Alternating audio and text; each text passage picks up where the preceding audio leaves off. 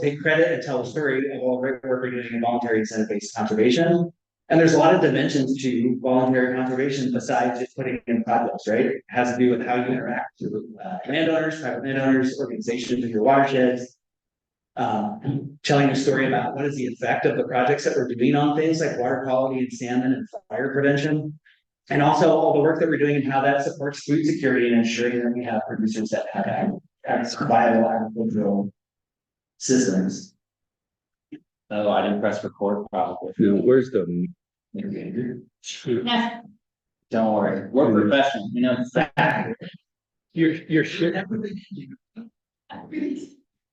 You're sharing the wrong screen. There's like more. The next problem. Yeah, and then you get view. No, also show. Turn off presenter mode. okay. This is good. All right, and that's the Oh, well, of course it is. technical difficulties. We're the one that's That one? oh yeah, that one. Is that the right one? Yeah. Okay. It is the right one. Well, Wrong. the all is, sorry. Yeah, this one isn't all. You go down there. Yeah, I fix everything, but it just doesn't want to actually come up.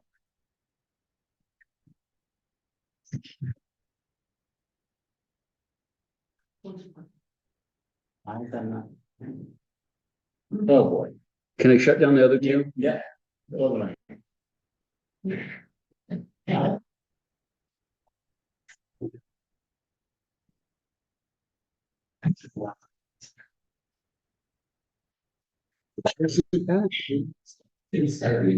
that feels good on the back. Oh, air conditioning. There it is. Look at that tiny little thing. That's hilarious. Okay. Jen, can you see it? Thank you, Andrew. Let's see that. All right. For you. That is done. Yeah. So here's the buckets. Get back to BSD, right? It's a system that involves a lot of different things. And so I just wanted to plant that seed. A lot of work you're doing is supporting BSD. Oh no. So one of the elements, lots of pieces to the voluntary stewardship program, but one of the critical pieces is the monitoring work. And especially the monitoring about the effects on the functions and values of critical areas, because this is the Growth Management Act program, and that's part of what the Growth Management Act for critical areas ordinances are about. So in our context, we have a way to do this using the lens of science at the watershed scale. Brandon mentioned that word. And every 5 years, counties have to report on how they're doing to show objectively that they are at the minimum protecting the functions and values of critical areas, but possibly enhancing them as well. So we talk about critical areas. Here's the 5 types. We saw that a second ago. When we talk about functions and values, well, thanks, Leslie. That's a little more specific. So just thinking about wetlands, for example, the functions of a wetland, humanity often cares about is like how much water can it store during a flood. Can that prevent damage to infrastructure in your urban area? Wetlands also purify water, water quality, provide habitat for fish and wildlife. So the kind of the focus of this part of my talk is really about collaborations, because VSB is kind of at its root a collaboration between multiple state agencies, between watershed groups, between counties. And one of the critical pieces in VSP is watershed work. So within the county, make decisions about how to allocate funding, how to approach monitoring, how to work with or not with other groups in the county, right? This is not an extensive list, but just to give you an idea of the kind of folks that are sitting on a watershed work group. They come from different perspectives and different backgrounds, and they work together to solve problems. And they use the data that they're collecting for adaptively managing. My goodness. Didn't that cut off? I might just look at. No. You're definitely managing here. Is it? Oh, I'm not the right person to be doing this. Oh, Great. perfect. Oh, Nice work, Leslie. Within the SP, we have a couple of groups that I just wanted to highlight. So the technical panel is the panel that sort of evaluates the science that's used. That itself is composed of staff of different state agencies. They're listed here. And then we also have a statewide advisory committee that sort of addresses the policy. And those folks are also representing different interests, such as tribal interests, agricultural interests, interests of the counties, interests of the environment. So baked into the cake of volunteer stewardship program are collaborations across agencies and across scales. Also within the commission, we have a whole bunch of staff supporting BSP and a lot of them are here, so I want to say thank you. And I also want a special shout out to Sarah Wilcox, who's in the square there, serving as our interim coordinator. Really fantastic job. Thank you, Sarah. Grant mentioned some ways that we, as a group, can brainstorm and get involved. And this is one of the ways that we have right now, putting together a BSP task force to help us come up with some ideas and help us with some of these issues. And so I just put a little plug in there. If you're interested, you can use your phone and go to the link at this QR code to join that, or you can go to the BSD website, find more information about this as well. Probably just a code, actually. Thank you, Sarah. But eventually, probably on the website. Yeah, and also stay tuned to the BSD newsletter because the newsletter has all kinds of all the time. And then here, you'll notice the sort of bottom right there is the monitoring and coordination of the Science Hub. So the Science Hub I'll talk about here in a second. It's different than the voluntary stewardship program, but I think they're related in the sense that the work that the Science Hub is doing can inform the monitoring and other activities within the voluntary stewardship program. There we go. We're doing good. I think Okay. it's just gone through 10 minutes. Oh, sweet. Okay, I was not that fast. I'll say that first. So what is the Science Hub? We got $1 million to the legislature to focus on themes within the voluntary incentive-based conservation world at the nexus of ecosystem and agriculture. So you can see some of the themes of sort of on the ecosystem health side, some of the themes on the agricultural side. This sort of science work, that's adaptively managing, right? We use science to do the work when we do our work, we collect information about the work, and then we use that to ask new questions in a scientific fashion to help inform more work that we're doing, so we can constantly improve and adapt and innovate. What are the themes in the Science Hub? The primary themes are 3: supporting agricultural viability in the state, supporting climate resilience in the state, both in agricultural systems and in ecosystems, and then also ecosystem health. One of the key pieces of the Science Hub is also related to collaborations, because we can't do this alone. And there's a lot of really, really intelligent, experienced collaborators in our state in all kinds of different settings, in all kinds of different organizations, even private citizens who aren't part of the organization have a lot to offer.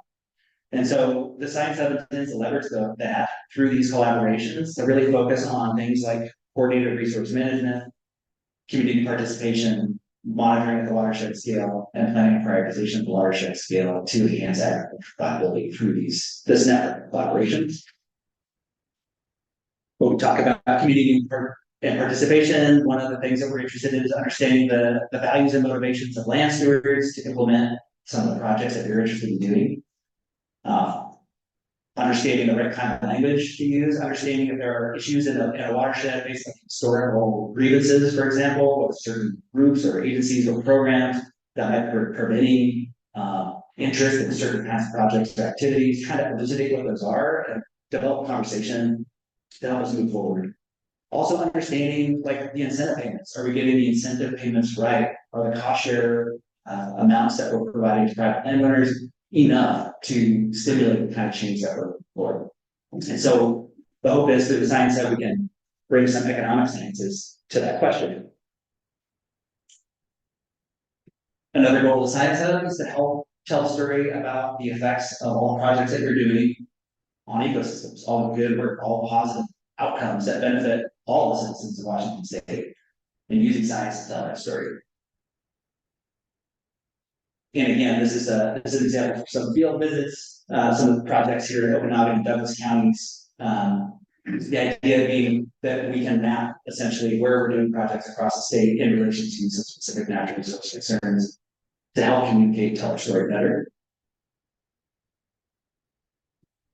And another key piece of Science Hub is to focus on some pilot watersheds. We're talking about 2 on the east side, 2 on the west side, to really focus these efforts, focus on these themes, find some tangible projects to really sink our teeth into and really catalyze some additional collaborative relationships. And then thanks to the Center for Technical Development for helping put weight on. They also help us do a lot of other things, including they just help us host a coordinated resource management training, which is posted online on the website, the Commission's website, and CTD's website. I think in the last 3 to 6 months, they've helped us host 4 to 5 webinars related to this stuff. So thank you, CTD. And then I'm gonna turn it over to Leslie in a second, but I wanted to just highlight to kind of give you an idea of a smattering of some of the projects that the Science Hub has started, recognizing that this is the first year we've had a Science Hub, so it's still kind of early development. But you can see a list here. I won't read them all. Okay, good. With little icons that just represent some of the agencies we're sort of working with right now on these. These are projects in the early stages of development, but I think they could be really helpful to some of you in this room potentially, in the sense that they help us tell the story. They help us quantify the effect that we're having on ecosystems, say, for example, for reporting at BSP, but also just to highlight the great work that we're all doing and leverage tools that we may not have used before. So one example, I'm just going to pull up here. Grant's going to be talking in a second, but we've just looped Grant into the Walla Conservation District to help us coordinate with faculty and researchers at Washington State University to use satellite imagery to evaluate where we're doing no-till and crop residue, high levels of crop residue in relation to erosion, so we can quantify the amount of soil that we're keeping on farms and keeping it out of rivers. And it's pretty complicated. Too complicated for like probably a single district to do or a single county to do or even a single state agency to do, but in the context of a large group of researchers, university, district staff, state agency staff, others, we are to develop some products that we really useful. I think I'm going to skip. Well, on the topic of collaboration, let's not get this one piece. In the context of resilience for all of us, so social ecological resilience, if you will, the ability for us to like continue on doing the things that we're doing, even if we have a big wildfire or a big flood, or we have a big economic shock, or like fertilizer prices go through the roof and how do we adapt. One of the among the key themes to enhance our resilience are listed here on the slide, and I just wanted to point that out because I think a lot of these relate to collaboration. So collaboration usually includes broad participation. The kind of collaboration we're talking about is polycentric, meaning there's multiple centers of decision making, from the watershed work groups to the county commissioners to the state agencies, state legislature, federal government, etc. We use adaptive management within voluntary stewardship program all the time.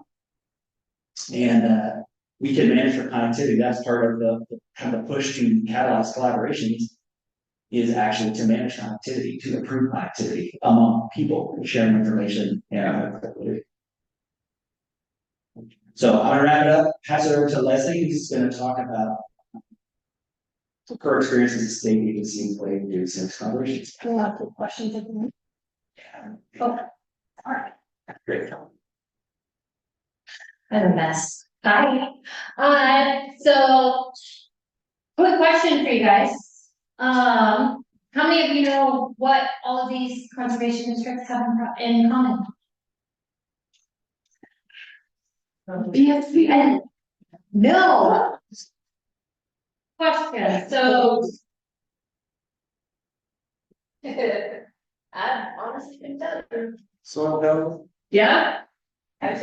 So these are all conservation districts that have participated in our soil health initiative, safe soils sampling. So it's a huge project that we've been working with over the last 4 years. And so huge shout out to all of you guys. A little bit more about that. This is all the sites that we sampled up until the beginning of 2024. So I don't have the new updated map yet, but we have sampled with 36 CDs across the state in all 39 counties. We've taken over 1,100, almost 1,200 soil samples in the last 5 years. We've worked with 400 farmers. In fact, you guys have done a lot of that work. And we trained 96 professionals. And so, can't breathe. Sorry, you guys, I'm like super nervous. So one of the big things about this project is it's been a really great working relationship between us as a state agency and with the local conservation districts. And so we've been able to get way more work on the ground than we would ever have been able to do if it were just me out there saying. So huge shot, it's, I guess in the context of VFP, one of the reasons is we're really looking at how can state agencies engage with conservation districts in order to make your guys' life easier when it comes to monitoring and evaluation.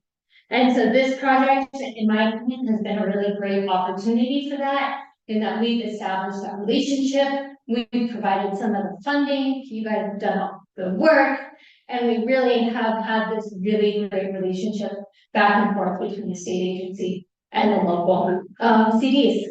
And I just want to say thank you. How many of you guys are like soil sample with us? Yeah, super exciting. I really hope as we move forward, we see more of this type of work where state agencies engage with the conservation district on this monitoring aspect that is critically needed. So,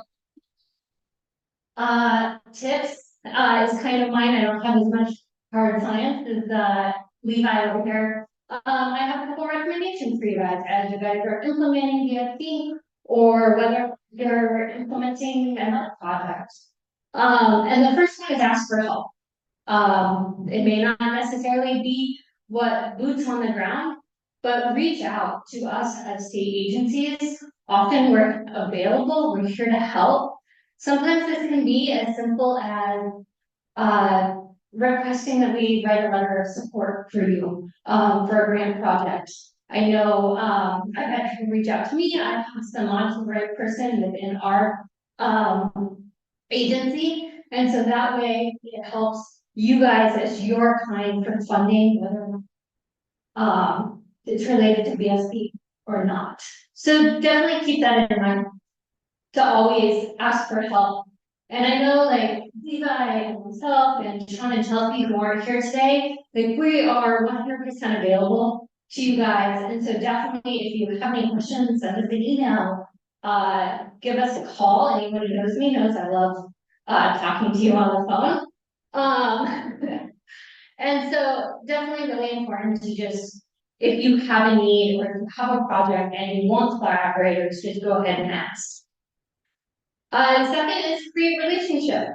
And so this is really important. You guys, if you've worked with me, you know this is like incredibly important to me to make sure that as BSP technical panel coordinators, we have a good relationship with you.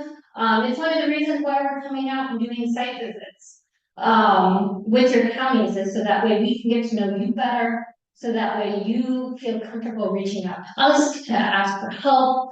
And so just creating those relationships, not just with us, but with farmers in general, making sure that you have that established way, work gets done a lot better if you have those relationships. And lastly, have fun.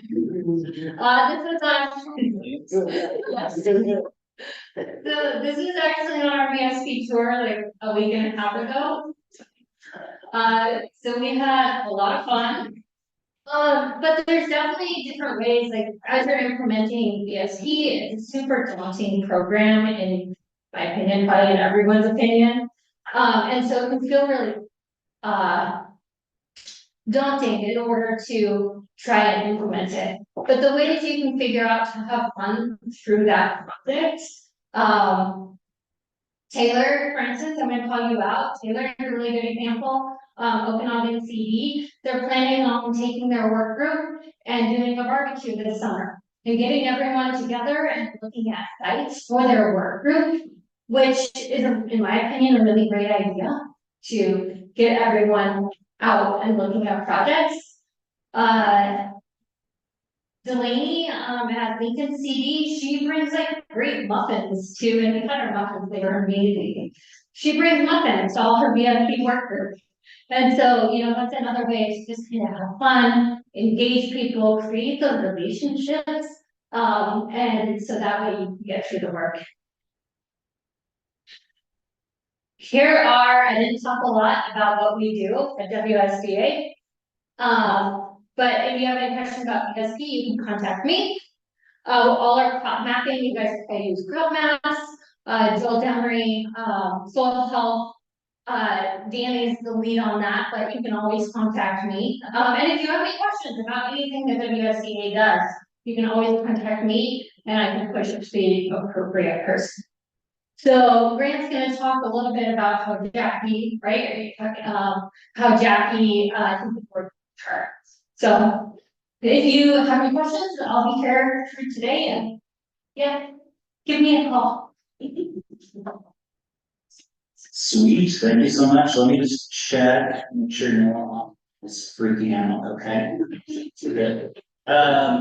So hello everyone, my name is Grant, as I mentioned before, and I'm here to talk about, actually I'll just step out here. I'm here to talk about VSP from the county perspective.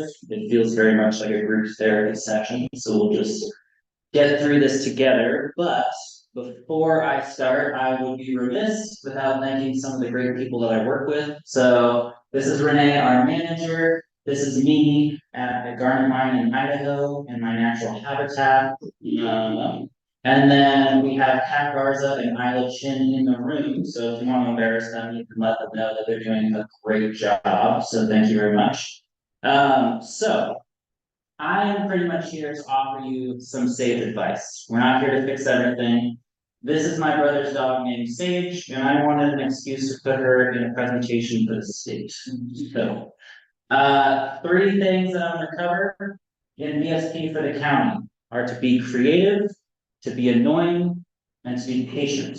So if you don't like writing notes, you can just remember those three things, and we'll call it good. I will also mention I am bribing you with candy. So if you get the correct answer to a question, you will get a candy of your choice. Okay. Not my coworkers who live in Walla Walla County. Does anyone know where this is? It's in Walla Walla County. It's an important habitat. Anyone at all? Anyone want to take a wild guess for some M&Ms? Walla Walla County. It's in Walla Walla County. You're not wrong. Anyone else? Okay, well, we'll leave candy for the second question. So this is the McNary Wildlife Refuge in Walla Walla County. It is, I'd probably say, our most important wetland habitat in the county. It's under U.S. Fish and Wildlife Service. It's massive acreage. It's at the junction of the Columbia River and the Walla Walla River, and it sees a lot of wildlife. So why did I bring that up as a bribery question for candy? I brought that up because we did some outreach in 2023, early in the year, to try and figure out what partners had data available in our county. So one thing, if you're new to VSP, that you will learn is without partners, the program will not work. And sometimes with partners, the program might not work super well. But you gotta do your best. So we reached out in 2023 and we asked Steve Call, the manager, if he had any data, any reports on wetlands, on migratory birds, something to help us. And Steve said that they usually have reports for migratory birds, but as with many government agencies, they were backlogged. They didn't have a habitat biologist, so they were behind on their bird counts. This was a picture taken by a coworker. There's a lot of amazing snow geese there. So this is a wonderful habitat. And we were just trying to figure out, well, if they don't have the staff to make these reports, how do we get the reports so we can use them for WSD? So we did our normal things. I called the Audubon Society, some of the nonprofits in Walla Walla, and then an amazing coworker had an idea, which was, what about people that are just out at the refuge looking at birds? So I am not a birder. I was not aware that birding is sort of a semi-cultish activity where people get really into it. So we looked at, yes, so you know who you are. iNaturalist is an app, and my coworker said, why don't you just look up people on the app and see if they're at the McNairy Wildlife Refuge or not. And I thought, I was like, is that really gonna work? Apparently it does work. So you can plug in the location in the app. It will take you to the birder profile, where you get all of the pictures that citizen has taken of birds and their location. So what we did is we looked up the top birders in Walla Walla County. We reached out to them by email and we asked them, would they be willing to meet with the refuge to just do what they're already doing, which is look at birds, but just make sure that they report them to the refuge. We got 2 hits. So we had a private birder in Walla Walla who's super happy to do it. And then the Walla Walla University has a birding club. And when they heard about that, they went insane. So, moral of that story is to be creative. You really just need to scrape the bottom of the barrel, look for different opportunities. Even if it sounds stupid, it might work. Okay, you didn't get the Walla Walla County specific one. What about this beautiful bird? Anyone? Yes. That is not correct. I'm so sorry. Good try though.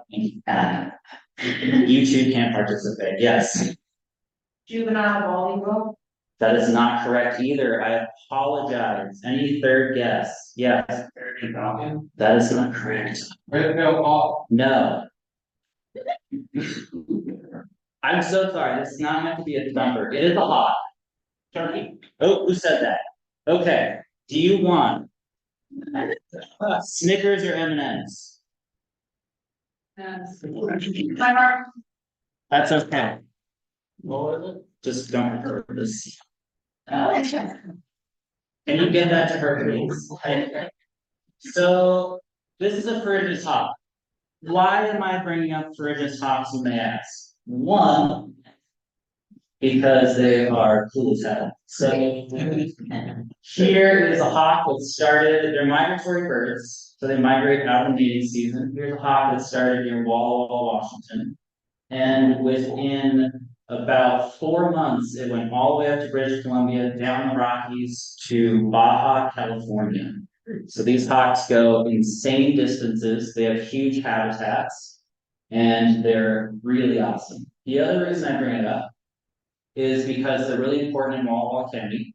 Department of Fish and Wildlife, they're priority species, and they're also species of greatest need.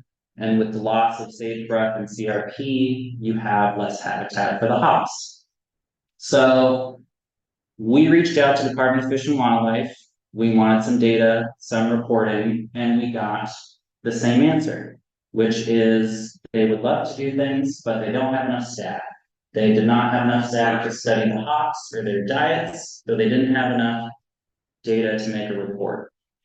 And my coworker and I were meeting with some professors at Whitman, and a professor said, would a student be able to do the work? And we asked the Department of Fish and Wildlife, and they said yes. The background behind this is it took quite a while to get into Department of Fish and Wildlife offices. I think it was 3 or 4 months, and I was being very annoying. I was emailing like every week. It was phone tag. It's like, hey, this whole thing about VSP, do you think maybe we can talk? And finally, after 3 to 4 months, we had a sit-down meeting. They were great. They explain their issues. We got them in touch with a student who is going to be doing pocket gopher surveys in Walla Walla County this summer. And hopefully when we know more about their diet, we can get a report, we can start doing outreach to farmers, and we can figure out where to do restoration. So the lesson from that story is to be annoying. Okay. Does anyone have a guess on what critical area this is in Walla Walla County? What did someone say, flooding? I'm sorry, that is not the answer. You still have, there's only 4 critical areas left, so. I'm sorry, now there's 3. Critical aquifer recharge area. Yes, Snickers, Milky Way, or M&M? No clue. Okay, I'm gonna let you get that back to them. Last time I threw. All right, critical aquifer recharge. So. This is a story about the Washington State Department of Agriculture. When I first started 3 years ago for VSP, I was reaching out to a bunch of people, and I reached out to WSDA to ask about what kind of water data is in Walla Walla County. I spoke with Jacqueline Hancock, who's wonderful. If you haven't spoken with her, you should. And she pretty much said WSDA had done some testing in rivers in the county. They didn't have funds right now. They would put us on a list, maybe get back to us when they had some funding. And I filed that away as kind of, probably won't hear back from this person yet, or it might not happen. Who knows when we'll get funding. So it was sort of in the back burner. And then just this last year, so it took about 1.5 or 2 years, we got an email that said, hey, we have you on a list. We have some funding. Would you like to be part of an aquifer study? Which is huge because aquifers are really hard to monitor. So we partnered with, right now we're partnering with Jacqueline at WSDA, and they are partnering with Washington State University. And we are going around and coming up with a framework to figure out which landowners to do outreach to test their wells for pesticides, so we can get a good baseline and future data for any pesticide that might be in the aquifer from agricultural activities. It's a really big help. A lot of that testing is very expensive or technical. It's just not something that conservation district staff do.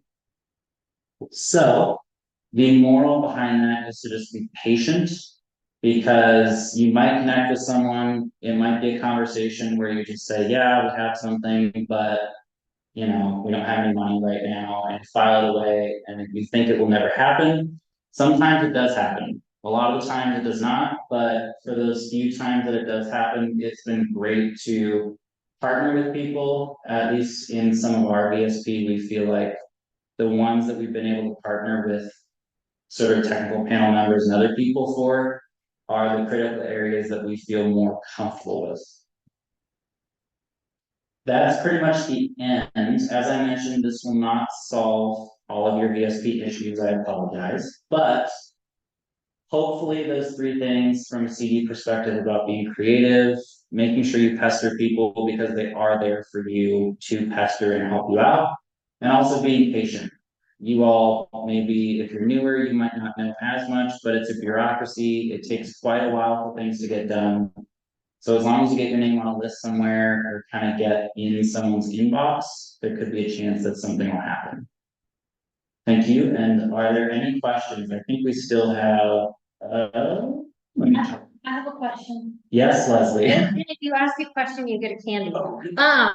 Wow. My question for you is, how do you decide between being patient and being annoying? Ooh, this is a good question.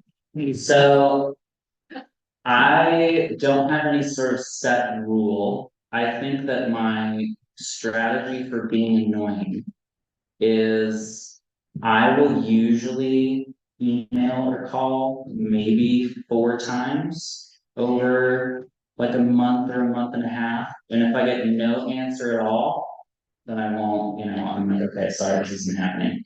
If I get the slightest answer, I will keep annoying that person. So if I email and they're like, hey, sorry, let me look into this, and then it's like a week or 2 weeks later, I'll email back and be like, hey, Did you have a chance to look into that? That'd be really nice. So, yeah, so I won't annoy people forever. If there's not a response, then I'll just leave them alone.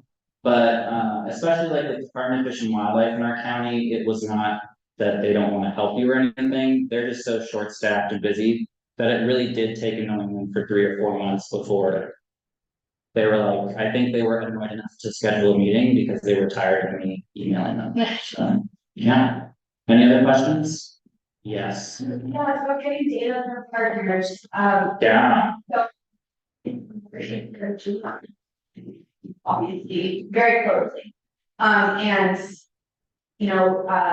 require by the EPA to like make an inventory of all the data in the area and like get pollution stats and whatnot. Yes.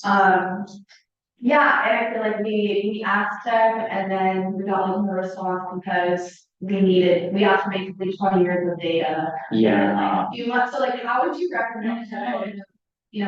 I'm trying to like, I wanna build like long-term, systems so that it's not so hard to get. That's for sure. Yeah, I would say, Question for online. yes, we can. Wow, these audience numbers are so great. So the question was, how do you get data from partners when one, it's hard to get a hold of partners, and two, you're trying to build long-lasting relationships?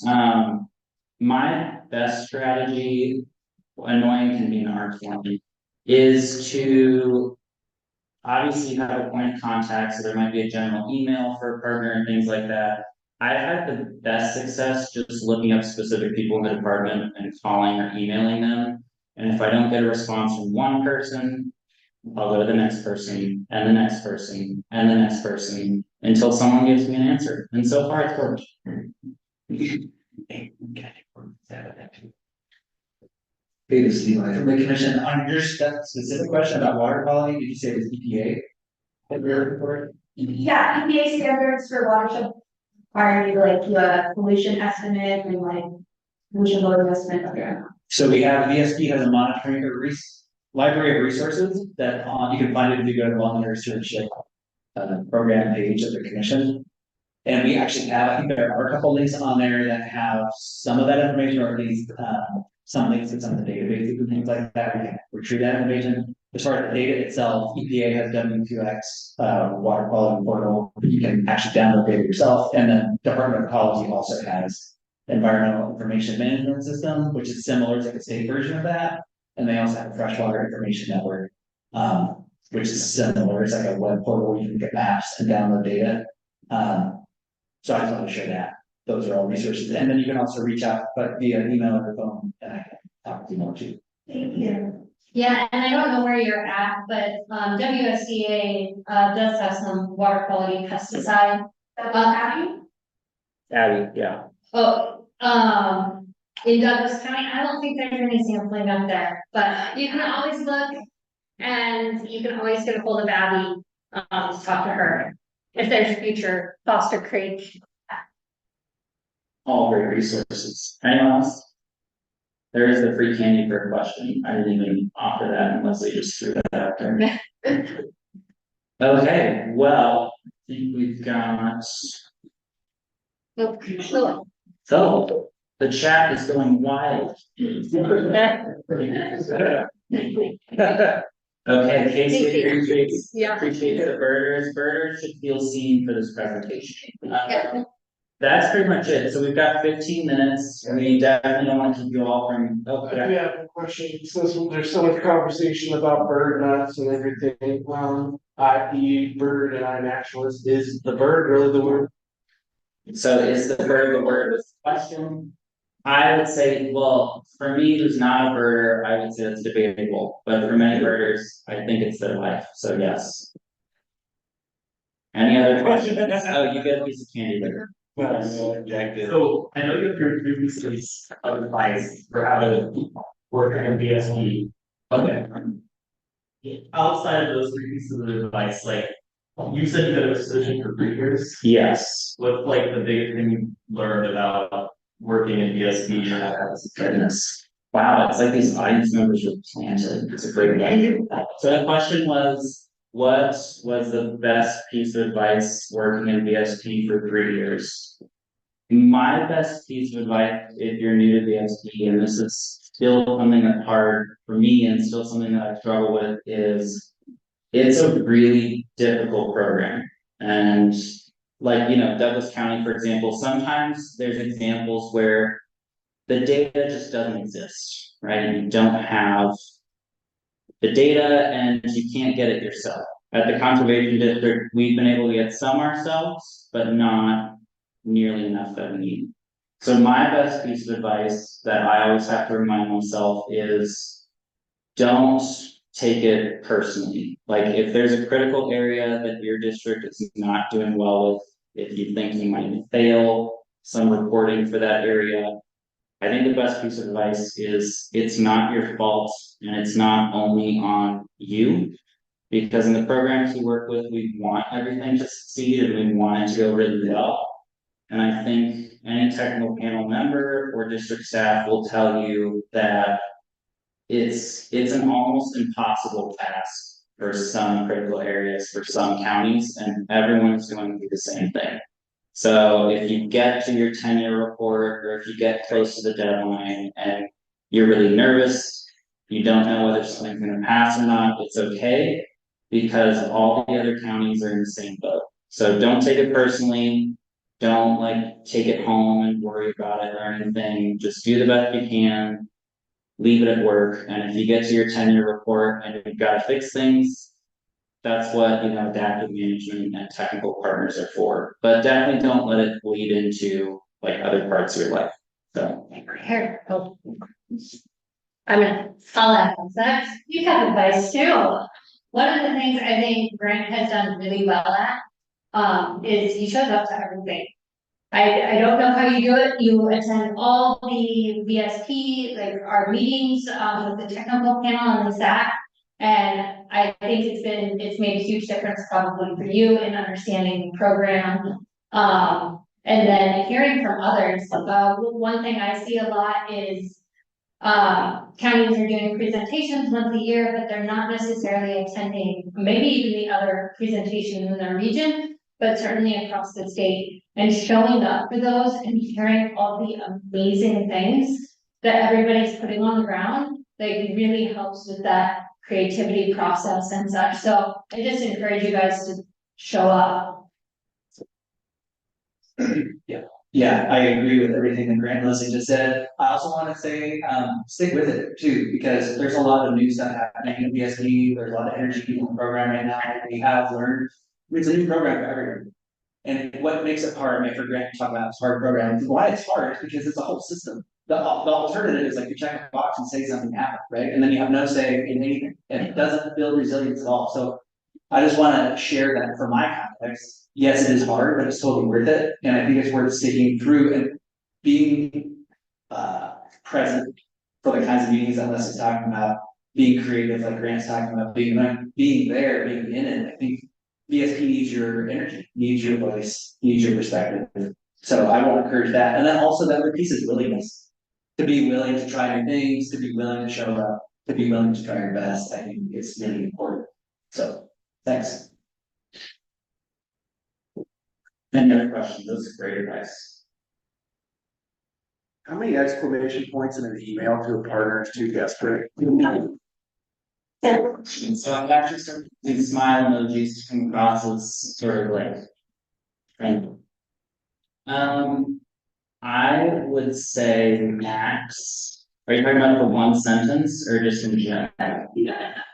In general. In general, I've actually watched myself for this, and I would say like 3 is your max. If you're going more than 3, I've sort of had the thought of like, I don't want them to think I'm too excited for whatever is about to happen. So, great question. The question was, how many exclamation points in an email is too much?